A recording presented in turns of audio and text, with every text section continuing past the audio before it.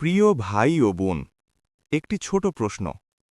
আমরা কি জানি মিথ্যা বলা কত ভয়াবহ গুনাহ?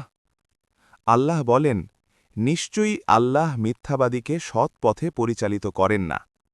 আরও বলেন, মিথ্যাবাদীদের উপর আল্লাহর লানত। ভাবুন, মিথ্যা শুধু একটি শব্দ নয়, এটি আল্লাহর লানতের কারণ। প্রিয় নবী মুহাম্মদ সাল্লাল্লাহু আলাইহি ওয়াসাল্লাম বলেছেন, মিথ্যা মানুষকে পাপের দিকে নিয়ে যায়, আর পাপ তাকে জাহান্নামে নিয়ে যায়। সহি বুখারি, সহি মুসলিম।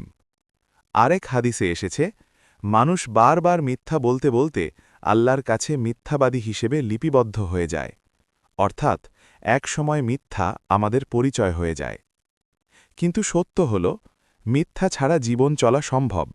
সামান্য কষ্ট হলেও সত্যে আছে বরকত, শান্তি ও সম্মান। মিথ্যা থেকে বাঁচার উপায়। কথা বলার আগে চিন্তা করুন, এটা কি সত্য? প্রয়োজনে চুপ থাকুন, কারণ নীরবতা কখনো গুনাহ নয়। সত্য বলার অভ্যাস গড়ে তুলুন, ছোট বিষয় থেকেই। আল্লাহকে ভয় করুন, তিনি সব জানেন। নবী মোহাম্মদ সাল্লাল্লাহু আলাইহি ওয়াসাল্লাম বলেছেন, যে ব্যক্তি সত্যকে আঁকড়ে ধরে, আল্লাহ তাকে উত্তম পরিণতি দেন। দুনিয়ায় সামান্য কষ্ট সহ্য করুন, কিন্তু আখেরাতের চিরস্থায়ী শাস্তি থেকে বাঁচুন। আজ থেকেই সিদ্ধান্ত নিন, মিথ্যা ত্যাগ করব, সত্যকে আঁকড়ে ধরব। আল্লাহ আমাদের সবাইকে সত্যবাদীদের অন্তর্ভুক্ত করুন। আমিন।